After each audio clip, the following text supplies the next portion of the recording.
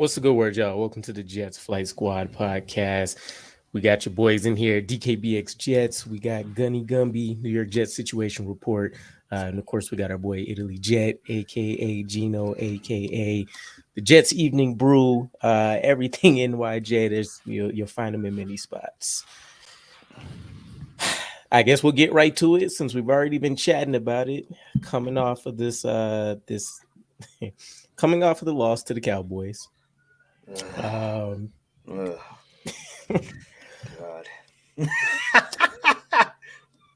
DK's like, who's gonna go first? That's that kind of trying to find the words without raging. So yeah, there is just no words. It's just in all actuality, man. Like we got out coached. They were more physical than we were. They knew what they wanted to do. They used the same game plan they've been practicing for 2 weeks prior to the season opener because they didn't need to use it against the Giants last week. So we got the brunt of it. Like it was a complete debacle. Like, people are gonna blame Zach Wilson this, Zach Wilson. Man, look, Aaron Rodgers couldn't have won that game for us, bro. Our offensive line was horrendous. I really believe if Aaron Rodgers didn't get hurt last week, he would have got hurt last night in that game because Michael Parsons at will got in the backfield. So this wasn't all. Nobody could have won that game for us last night. Tom Brady himself couldn't have won that game last night. The offensive line was a disaster. I don't know, man. I thought maybe the offensive line with this 5 guys together could be a top 10, top 15 unit. And in 2 weeks now, we're looking at these guys, and they're getting beat like a drum. Somehow, some way, Dwayne Brown with 2 shoulders is worse than when he had 1 shoulder. I thought, hey, he gets both his shoulders, he can play twice as good, right? No, in fact, he's gotten worse somehow with both shoulders. Laken Tomlinson has completely forgotten how to play football. Like, that's real. Like, that dude went from a Pro Bowler in San Francisco to I forgot how to play football in New York. And there's no other way to explain that because how else do you, literally he's in his prime. Anyway, it's disgusting. That was bad. That was bad. That was bad all around. It's disgusting. They manhandled us everywhere. Yeah. Parsons had over 10 pressers. He had 2 sacks. Dwayne Brown couldn't even pull him up. And that's where all that he went to because he's the weakest link on the offensive line. And even when he wasn't over there, he still got in the middle. He still got on the other side, and he still got to us.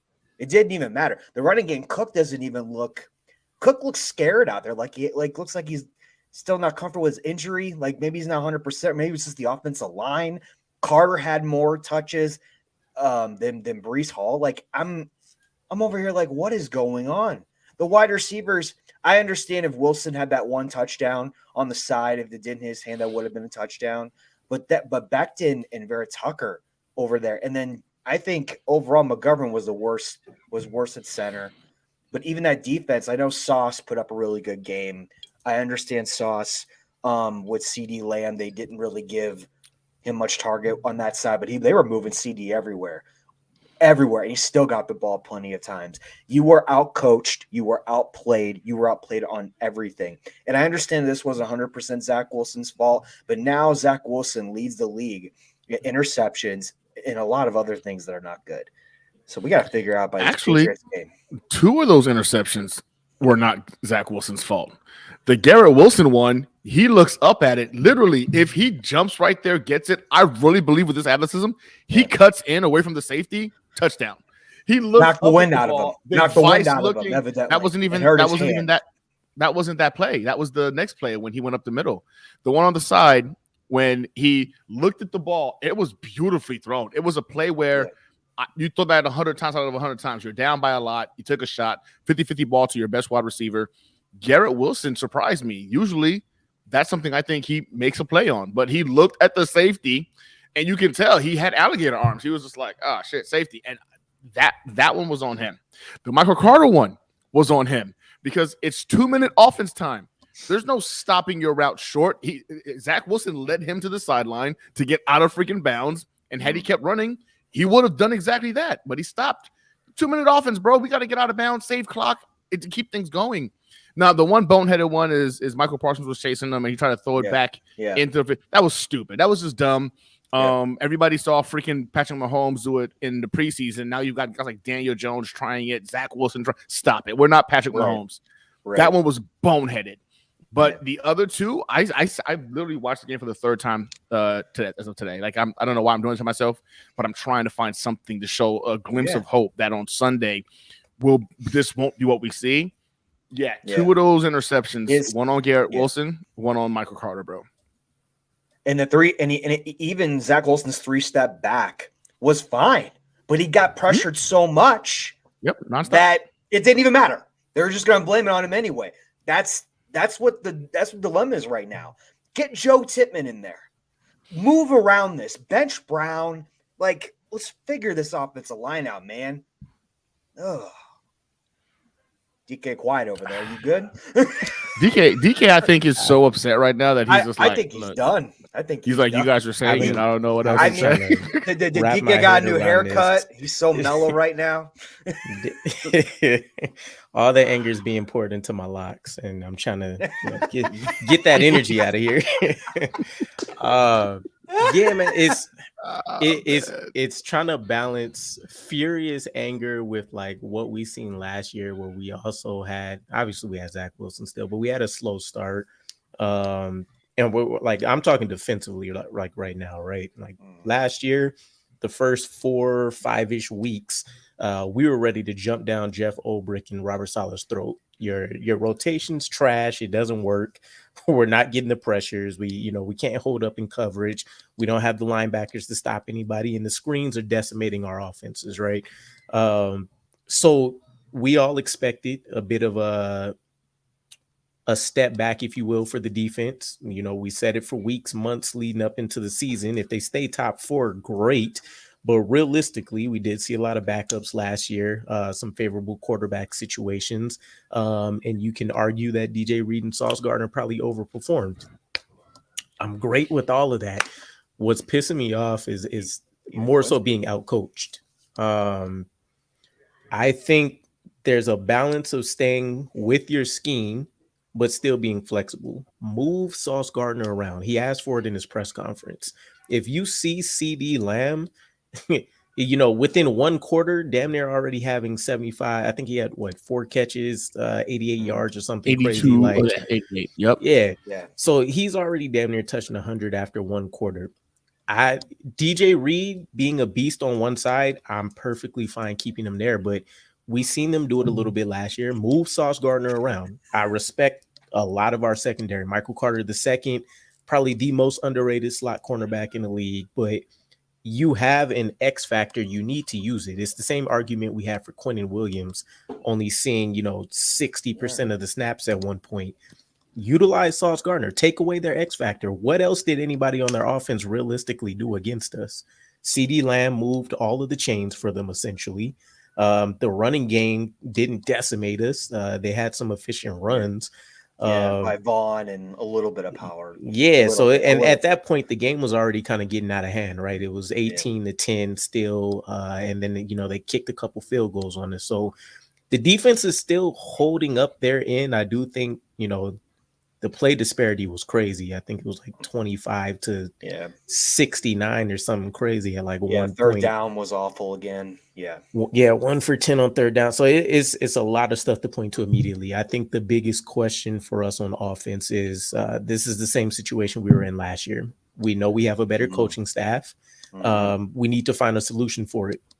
I chatted about it a little bit yesterday. 8-9 man boxes is cool. I'm good with that all day. Do what you want to do. We've seen Breece Hall, break that apart numerous times, but it doesn't impact just the run, which I think a lot of us focus on. You have 8-9 guys that are still, if you opt to do a play action or a pass play, you're having at least 2 or 3 free rushers. And based on our 100%. Offensive line, you might have 4 or 5. That's 5 too many. I mean, you could even argue Quincy was doing good out there everywhere he's been. He did miss a couple tackles, but he looked good in my personal opinion. Yeah, so I would say that would be my biggest thing. Obviously, Cowboys, they have a caliber of player we're not going to see every week, right? So I don't think it'll look as bad as what we saw this week.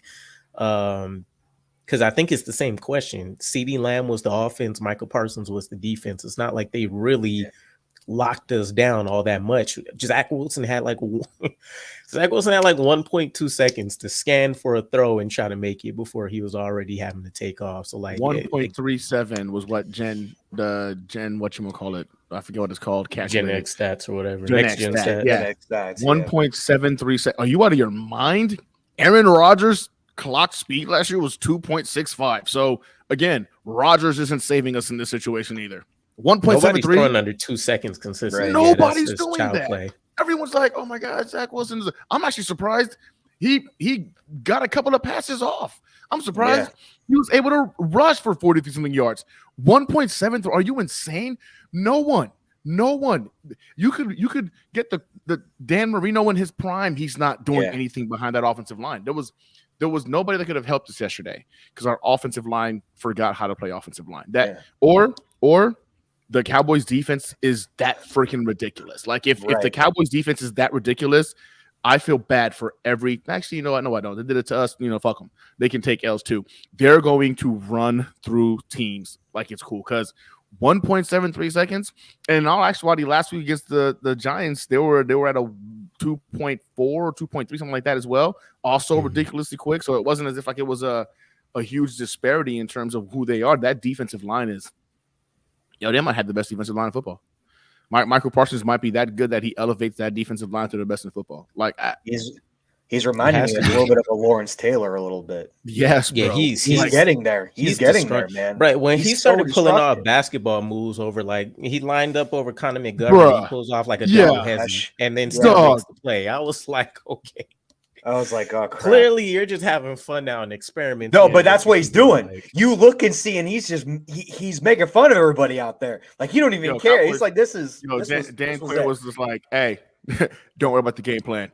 Go get the quarterback. Yeah, that was it. That was the game. Don't worry about the game plan. Go get the quarterback. Do whatever you need to do. That dude did it anywhere, all over that freaking line. That lined up over Conor McGovern, hit him with hezzies. Line up over Dwayne Brown, stutter stat. Like I was like, this is ridiculous, bro. Like, Dwayne Brown is taking like 8 steps before Michael Parsons take 2, and then he's still zipping past him. Yeah, like it was nothing, bro. Like, Michael Parsons is probably going to be the defensive player of the year. I think Van Der Esch was kicking butt out there, like his tackles too. You know what I would because I think realistically, correct me if I'm wrong here. I would say at this moment we would all point to, surprisingly, the offensive line being the Achilles heel of the offense right now instead of Zach Wilson.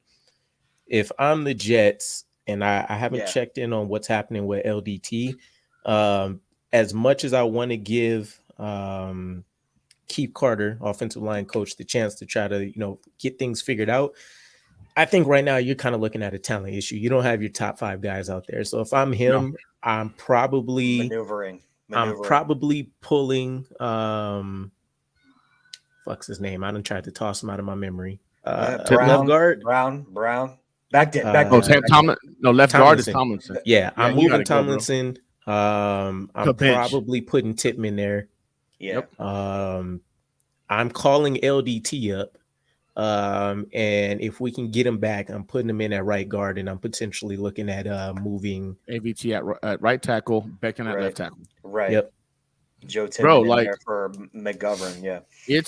I'm in all actuality, I'm sitting here stunned because I really thought this offensive line, healthy and getting a chance to play together, was going to be at least average, right? Top 15 unit. Facts. Bro, these dudes look just the refs calling was some crap calling. Yeah. But it didn't matter. Like, in all actuality, did it matter though? Like in all actuality, would that? I think it did.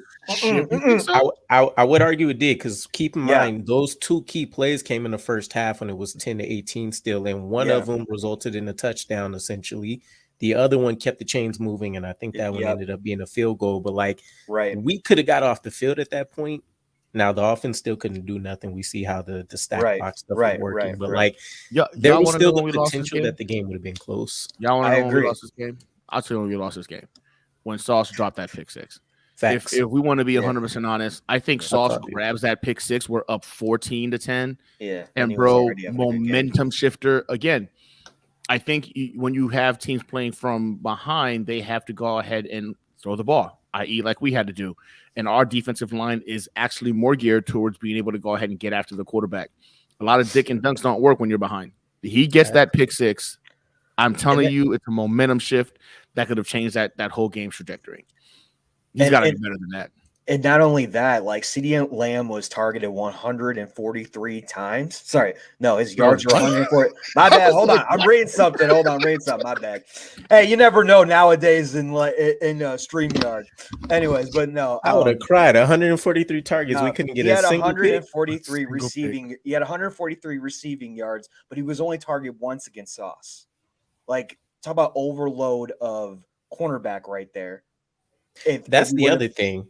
CeeDee Lamb did a lot of his damage out of the slot, and we knew that they like to use him out of there. So, like, give Michael Carter II some help. You know, even on the Cowboys offensive side, we seen players chipping in to cut off, JJ2. We seen him cutting off and cut blocking Bryce Huff. Like, we didn't give – that was the thing that pissed me off the most. We didn't give Dwayne Brown or nobody any kind of extra help. No, we didn't. But Uzama couldn't block for shit, though. Why? That's because they were sending him out on routes. What do you mean? They were sending that bum out on routes. CJ Uzama has one job on this team. You block your big ass on line. You block. You're not running routes anymore. You're not creating any kind of separation. I don't want to go down that road. Bro. I don't want to go down that road because if we're saying that's his role, we could have fucking kept Trayvon Wesco, saved a ton of money, and we would have been set. All I'm saying is you're sending out CJ Uzama on routes when you have Conklin and freaking Ruckert when those guys can create separation. That makes zero sense to me. Like, what is CJ Uzama doing out there other than blocking? Because obviously Zach has zero time to go ahead and get the ball off. And we think CJ Uzama being read number one on a freaking out route is the best way to utilize his talents, his slow ass talents, bro. You know what? The coaching sucked too, bro. The coaching was trash as well. It was trash. It was a complete smackdown from the Cowboys, from the coaching staff all the way down from the special teams. The guys who were sitting on the bench watching the game outclassed us, bro. It was a full team beating in terms of how we got this L. And I can only think of one thing. Something in me says these guys are thinking about next week more so than they were thinking about this week. It had to be it, because there's no way you're going to sit there and tell me we couldn't get off the field on third down to save our lives. There's no way you're going to get on the field and tell me you didn't think maybe we should be, chipping Michael Parsons every single opportunity given.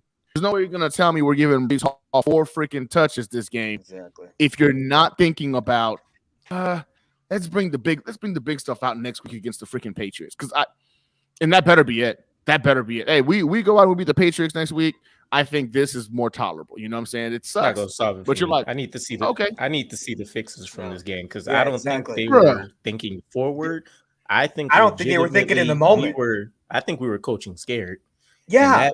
That pisses me off more than anything else, because I could deal with you giving Brees Hall the 4, right? I think he should obviously had a lot more, especially in the first half. But once you got to the third quarter, I think everybody kind of felt it, right? Once you get to about midway third quarter, the game's out of hand. Don't risk Brees. We have next week. It's definitely an easier opponent for us. So, like, I could see them getting away from that. Then you have Dalvin Cook and his goddamn, butterfingers. Yeah, no kidding. And even Carter is starting to get up there. He had a little more touches than all of them. So it's like, it made sense. Where's Cole Hardman, though? Was he just not a part of the plan at all either? He's not going to exist anymore. With all that speed that he has? We got a $10 million, speed demon on the sideline right now because we can't block for shit.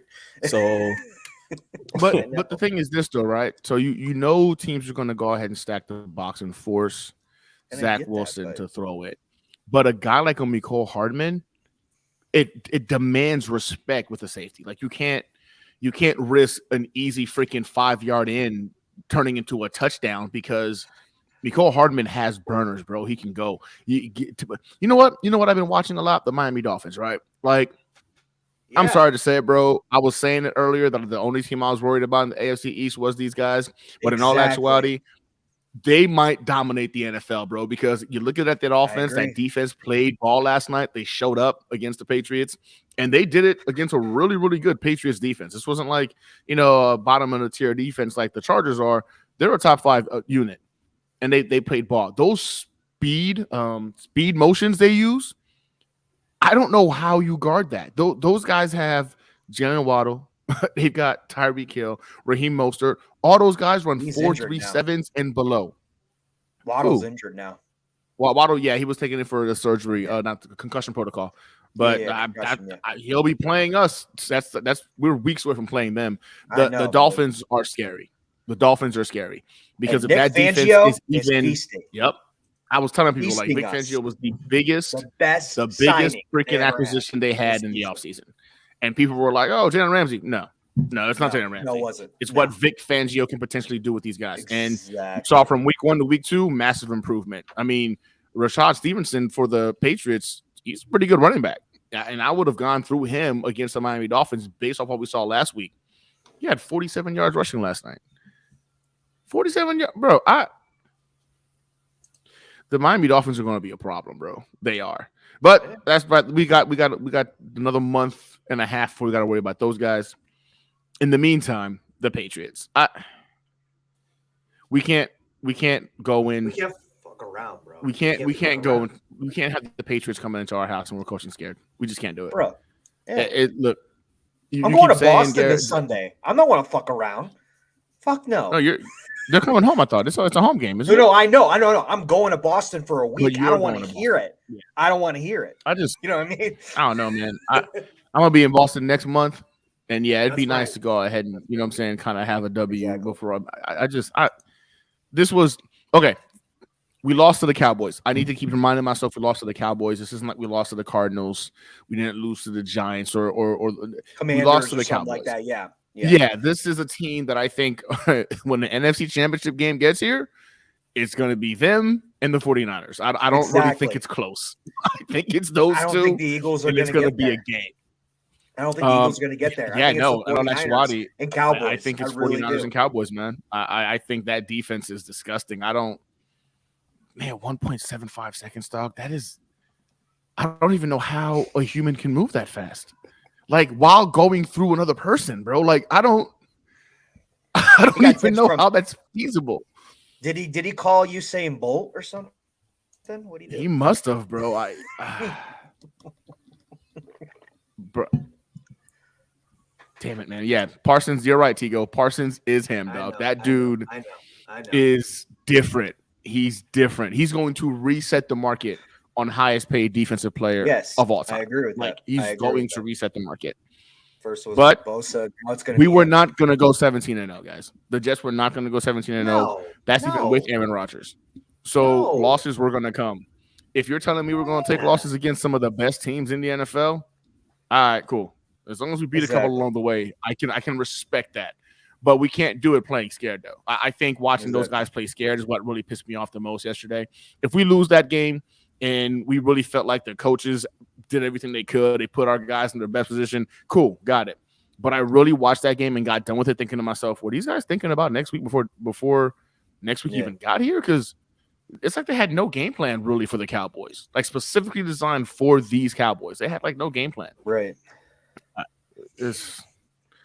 God help us, man. We cannot lose to the Patriots. I hope we had a few more wrinkles because the only thing that it seemed like we tried to do against the stacked boxes, obviously we had the big play to Garrett. Don't understand why we're still not using slants and, some of those routes that only should take 3 to 5 yards to develop. Your second, third step is there or is not. Don't know why we're not using that more. But the screens is killing me.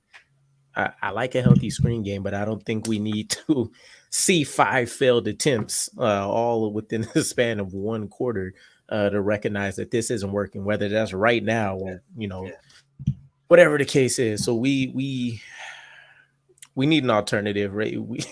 We were stale on solutions to anything else. You take out Michael Parsons still. He wasn't the only one shutting things down for us pretty consistently. So Let's just hope those injuries, Adams, Quincy, my card too, isn't what's going to keep him out of the Patriot game, because it was 4 guys come being injured. So hopefully we have a better game plan and we maneuver the offensive line a little bit. This team wasn't, like I said, like Gunny said, this team wasn't going to go 17-0. I predicted 9 to 12 wins. That's what I predicted. Now, if it's going to go the way this goes down the Patriot game, even though it's only week 3, we still have a lot to figure out if the offensive line is going to be like that. I mean, I had us at 13 games. So, yeah, obviously we're going to lose some games, but that was with Aaron Rodgers. Obviously, you got to adjust with Aaron Rodgers not being in the game and Zach coming in. And I saw Tigo brought it up. Like, I actually did a video on Aaron Rodgers and what he can actually do for us. I'm not posting it because in the end, like, it was just too long and I hate watching long videos myself. So I said, you know what, forget it. But he makes a very good point. This playbook is an Aaron Rodgers tailored playbook, right? Aaron Rodgers hates throwing the ball in the middle of the field, despises it. That's why he's kept his TD to interception ratio so low. He uses boundaries. He uses the outside routes to go ahead and get the ball away from more traffic. He likes to go ahead and make sure he gives his receivers the better chance to go ahead and make the play vice a defender. So he hates those slant routes because that requires you going in the middle. But I think Zach Wilson loves them. Yeah, I think Zach loves them. The side arm in the middle to Garrett Wilson, bro. Yeah, he loves those. I would like those. some of those thrown in, bro, because if we can throw some of those bad boys in, then again, make them more comfortable. Again, this is going to be for those quick opening routes to get the ball into your playmakers' hands. And Mecole Hardman has to be out here, man. Like, you don't have somebody who can run a 4.29 40 and you just don't use him. That doesn't make any sense to me. Get that ball in that kid's hand, man. Like, man, if we had Mike McDaniel as our freaking offensive coordinator, bro, I really feel like people would have a different tune about Zach Wilson. Because I feel like, I mean, I'm not saying he's Tua level accurate because Tua made some throws the last couple of games. I'm still sitting here like, how in the hell did he squeeze it into that? Anyway, I digress. But I think tailoring his offense to the strength of a guy like Zach Wilson, you would see almost, call me crazy, bro, but I could see a Josh Allen level step in terms of year 3 when Josh Allen freaking with Daboll and of course got what's his name, the wide receiver. I'm sorry, it's been a day, but anyway, I just they gotta tailor this thing to his strengths, man. And again, I understand Aaron Rodgers wanted to do specific things. Cool, got it. Zach Wilson is not Aaron Rodgers. He's not. We need to do what makes Zach Wilson comfortable so we can go ahead and give this team a chance. That might take longer. I mean, it was somewhere in the back of my head, so it's a good point that Tigo brings up as like a refresher for everybody as a whole that's like panicking. Coaching staff spent the entire offseason prepping for an Aaron Rodgers-led offense. And now you have to reverse engineer your whole playbook, essentially, to try to figure out what's going to work for Zach. And it's hard to figure out what's going to work for him in live games. Exactly. When you can't successfully keep anything going. We had, 10 or 11 drives yesterday. Only two of them lasted more than 3 plays. And I think both of them were assisted with like some penalties that the Cowboys just happened to have made for us. So like, we got to do something to take advantage of these weapons a little bit more. Garrett Wilson, regardless of the pressures, he should be getting a plethora of targets from us. Mecole Hardman should be getting religiously sprinkled in just based on the speed that we talked about alone. If the tight ends have to take a back seat, we've already heard Ron Middleton. He mentioned it before. Like, we're here to do the dirt, the grunt work. So, whether we ball out in the game, great. If we don't, we know that we're going to be a key reason. Just like week 1, a lot of those huge plays by Breece Hall, Jeremy Ruckert, and CJ were out there knocking some heads at the second level. So I'll be a little disappointed if we can't take advantage of this Dolphins-Patriots game. I think we still outclass them in every way, even though they've definitely looked like a better team. Yeah. No, I think talent-wise, it favors the Jets. I like this kid Gonzalez that they drafted. I think Oregon. he's got. I like him. Great. Yeah, I like him. He's got some upside, but I think he's still cornerback 2 at best for the Jets. You know what I'm saying? After Sauce, I like our defensive line in terms of depth. Isn't he safety? More so like Who? I thought Gonzalez was a safety. No, he's a cornerback. Yeah, he's a cornerback. He was played both. You know, another thing, I'm gonna say it right now, man. Like, if we're gonna keep saying that Sauce Gardner and DJ Reed is this incredible best cornerback duo in the NFL, I think we need to stop with the zone bullshit. Hey, look, Sauce, you're gonna go ahead and cover wide receiver 1. DJ, you're gonna cover wide receiver 2. You're gonna follow them all game. Prove to the freaking NFL you're the best quarterback duo in the league. This whole freaking zone shit we're doing right now, we're supposed to have these 2 elite guys at cornerback, is just a joke. Like yesterday, it wasn't working. They literally just nitpicked the zone apart like it was nothing. The defense couldn't get off to save their lives. Right? It was bad. You know, put Sauce on wide receiver 1, put DJ on wide receiver 2. Y'all, DJ, 85 Bears, right? That's what you said? All right, go prove it. Go prove it. Like, and that's that. I'm sick and tired of seeing this zone just get picked apart by offenses who come prepared. And they had one wide receiver yesterday. One. CeeDee Lamb. Freaking Cook was hurt, bro. Like, how could we not slow that passing attack down? More to the tight ends. Dak threw more than tight ends with touchdowns. And not only that, with Parsons, why couldn't you just put a tight end on him the whole game? Just put someone on the whole game just to shut him down. I mean, I don't know if it would have helped. But still, to put it might have slowed him down a little bit. To change it up at least. You know what I mean? Because nothing was working. We're too stuck on that cover 2 shell defense. To Gunny's point, the advantage that Rex Ryan had, and he was operating out at 3-4, so it's a little different. The advantage that he had was that you're freeing up your safeties from needing to, require double coverage.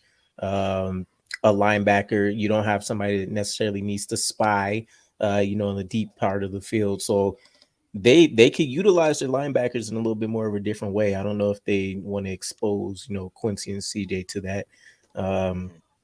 For as smart as CJ is, I still see the athleticism lacking there. But yeah, I'm a guy that loves my man coverage. There's a reason I fell in love with Revis and the Rex Ryan Jets and all of that. And we have 2 of the best cornerbacks that can get it done. What I don't know. I'm not a coach. I mean they gotta start treating Sauce like Revis, like what Rex did with Revis. It's not. Put him on the best guy. Put him on. I know that, but put him on the best guy and follow him over. What Tigo said. I won't even settle for following if they just fucking play man coverage. Like just give me 60 to 70% of the game where you're just mano a mano. Like let the man do what he's done best. I'm better than you, and I'm about to prove it. Facts. I think his press conference kind of amplified a lot of that for me too, where he was in such a position just focused on his one man that he couldn't really tell you how decimated on the other side of the field. Let that man cover his man. Like if the other 10 guys are failing us, they're failing us. But we lived and died by that with Rex Ryan, and we saw a lot of success. And it took us a while to find that second cornerback, by the way. We already have him. And Antonio Cromartie, don't want to kind of shit on his legacy, but he was boom or bust. He was more of like a Trayvon Diggs type guy in the defense than like another Revis. Mm-hmm. Yeah. But he turned the ball over though. And a lot of times it seemed to happen when you need it the most too. So exactly. It was boom or bust. It was a good 1-2 punch. It's a good 1-2 punch. Yep. Right. We'll see. Hopefully the coaching staff can evolve their scheme at some point. I got a question. What y'all got in terms of this week's game? Y'all see us winning it? What y'all thinking? I'm seeing a clear dub. A clean dub. I think this is one of those games where we look back and we feel good. I'm gonna say we could probably win by like 17 points. I don't have an official score, but I'd probably say like wow. I'll probably say like 10. Bold SOB, bro. Man, you are bold as hell. This game got you so pissed off that you're going 17 more points on this. And DK is usually the more reserved guy in the group, bro. Yeah. Like he's like, no, that haircut changed his life. That haircut changed his life. That haircut really did some numbers on you, bro. I think I think we've got the better weapons, man, and I don't think Mac Jones is significantly better than a Zach Wilson. I agree with that. Their defense is going to be hard to worry about just a little bit, but it's not even. It's more. I'll say this. I'll never admit that Bill Belichick's the greatest coach, NFL head coach of all time. No, but I'll admit he's probably one of the greatest defensive minds of all time. I agree. And he has a way to go ahead and confuse the dog shit out of freaking young quarterbacks, bro. Like he's done it so consistently. I still think the Jets get this win. I know right now the Patriots are suffering from some injuries in the secondary, and I think that's only going to benefit a guy like a Garrett Wilson, who's, thank God, it was just the air knocked out of him, because I know my whole body froze when I saw him roll over. Amen. We touch his hand. I was like, bruh, oh shit, not a hand injury. Dog, I was like, God, please take whatever body part of mine you need before you do that to us again. We just can't do this again. Shoot. Take my fibromyalgia body that might not work, but here, take it. I'll go with Jets get this win, bro. But I think it's going to be a field goal victory. Like it's going to go down to the wire. Same. 2017. It's field goal. I'm thinking 2017 for me. It's going to be ugly, but great if we win. I don't care if we win 1-0. I'm taking it. And I'm running. I don't care how it happens, bro. I'm taking it and running with it. Yeah. But I'll tell you this: Judon is good, but Judon is no freaking Michael Parsons, bro. So that to me is already going to be a huge benefit. Man, dog, what a day! Can't believe we're doing this again. The offensive line can't get the ass in the gear after last week, and I think he will make some changes, though. I just have this gut feeling he's going to make some changes that outline. From what I know, Keith Carter's a no-nonsense coach. Like he is a lot of the people coach that didn't like the signing from him were citing stuff like he shreds his players and shit for like terrible performances. But yeah, he does though. Yeah, that's what men getting paid millions of dollars to do this. Like you get your ass shredded then and go get that shit figured out. It looks like DK. Joe makes a very good point. 7th rated QB after 2 games. I don't care about that stuff. That doesn't really impress me. The eye test tells you Mac Jones is not that freaking good. But this scares me. That does terrify me. Look, listen, I have a thing about USC quarterbacks. I think that at the NFL level, they just don't seem to ever elevate. Thank you. People tell me, oh, it's been different. It's been different coaches for years, but we've seen it nonstop. They just don't elevate at the NFL level. But Caleb Williams is scary though. Like I don't want him going to a Patriots. Like I don't want him in our division. Like unless I just don't want him in. I don't want to risk it. I don't want to risk it that he winds up coming in. He's the freaking USC quarterback that finally figures it out. And no, so like he just said that, and I'm just like, jeez, bro. Like go to the Cardinals. Go to the Cardinals. So many. God damn it, Joe. Seriously, you had to say it like that. If Jets win, we are playing Caleb Williams for 20 years, bro. Listen. No, please don't. Please don't. Wait. The Patriots are going to win some games this year, so I don't think they're going to get the first overall pick. God help us. The way things look, it'll probably end up being the Broncos. That's going to be Russell Wilson's replacement. Oh, yeah, Russell Wilson might wind up getting replaced. Thank God, because him and Peyton are getting along right now. They aren't. I wouldn't either. The way, like, I looked at that score 1 minute, and then by the time I finally shut the Jets game off, and the Commanders were like, I think they were up like 2 TDs. I was like, yeah, Dark Soldier. What the hell has happened? You're gonna tell me Mac Jones is better than freaking Joe and freaking Patrick Mahomes? I'm not looking at those ratings at all right now. The eye test tells you is Dark that okay? Mac Jones is Dark okay? I mean, Dark's, he's here, man. Like he's. Yeah. I mean, I know we're all hurting, man. I know we're all hurting today, and we should be. But people, it was the Cowboys defense. Yeah, like they're really, really good. They're probably going to be in the conversation for number 1 defense. Oh, and by the way, did y'all know those guys lead the NFL since 2021 in sacks and the NFL in takeaways since 2021? So this isn't all I needed just to see now was, happening. Mike Parsons had something like and this was prior to our game. I think he had something like 97 pressures in the last 2 seasons, which is absolutely ridiculous. Bruh. That dude is different. That dude is different. and the Cowboys get him at a cheap right now because he's been doing it since he started in the league. Right. This is from rookie year to now. Oh yeah, this isn't like this dude has been doing this since he came in. And some would have thought like, oh, it was a rookie freaking. He might take a slump. No, this dude has only gotten better every single year.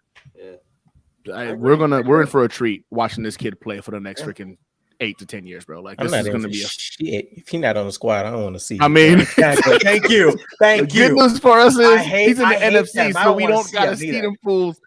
Hey, we don't gotta see them fools again for 3 years, bro. So it's all good. Cowboys, I don't care. Like after I get my ass whipped like this, I don't have time for compliments and respects to the chef. Amen. Fuck that shit. You say it, DK.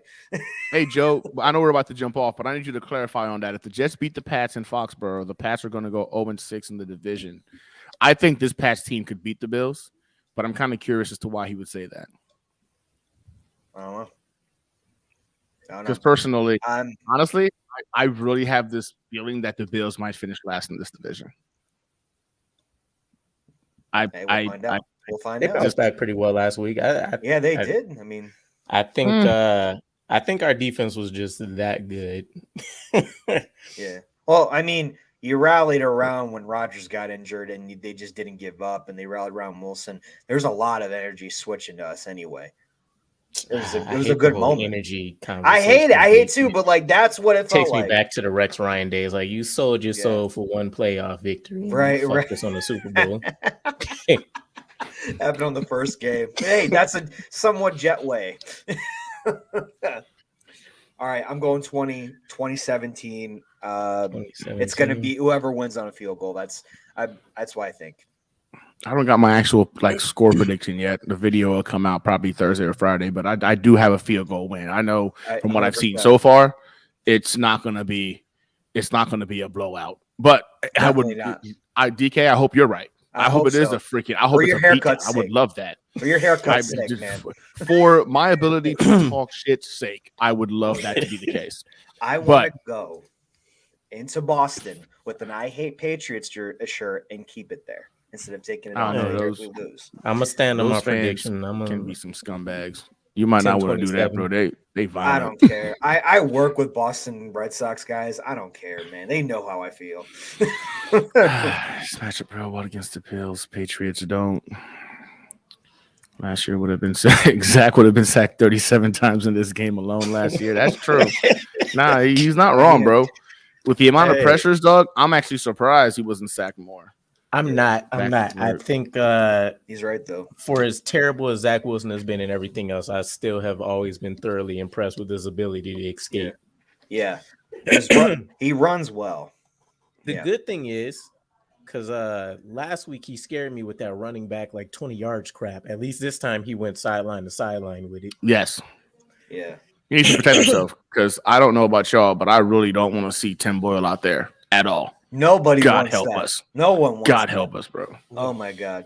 We don't even need don't even say that because I'm still scared we're gonna end up with a Colt McCoy as a backup.